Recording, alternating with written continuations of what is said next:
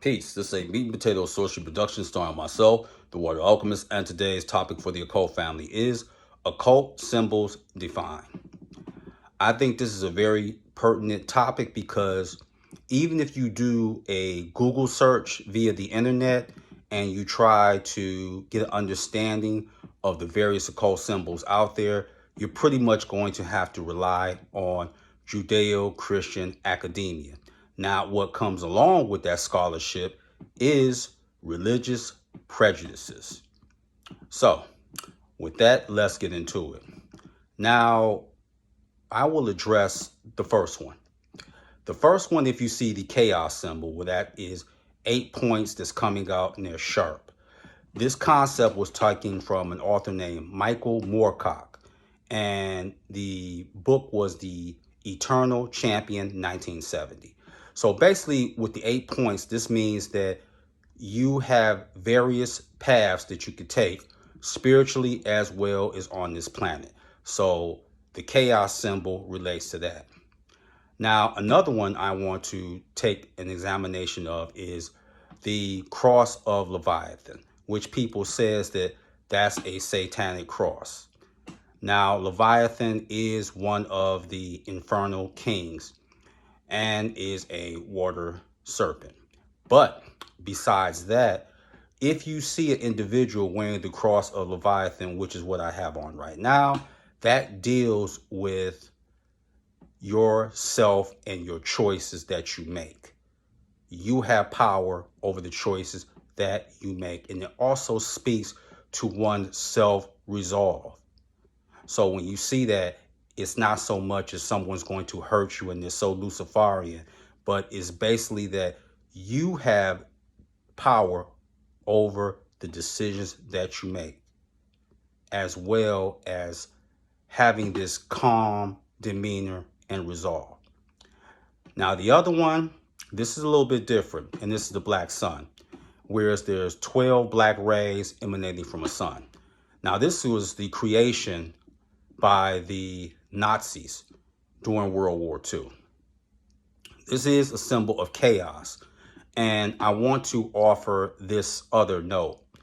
Now, when Donald Trump was president, there was a group, because that symbol is worn by neo-Nazis. They're trying to get a rise once again in Germany. And they even had hats that said, "Make Germany hate again." So I'm pretty sure that they're being watched by the government in Germany, as well as in the United Kingdom, as well as the American government is watching them. So the black sun comes from the Nazis. And we all know that the Nazis, let them tell it, historically they were influenced by Helena Blavatsky. Now, I want to get into Ouroboros. Ouroboros is a serpent that swallows its own tail. So basically, to make it short, it deals with life, death, and rebirth. Now, the Celtic Knot. The Celtic Knot, where basically you will see 3 knots and they're held together by a snake. Now, we know the snakes deal with transformation. Basically, the Celtic Knot is dealing with the flow of energy.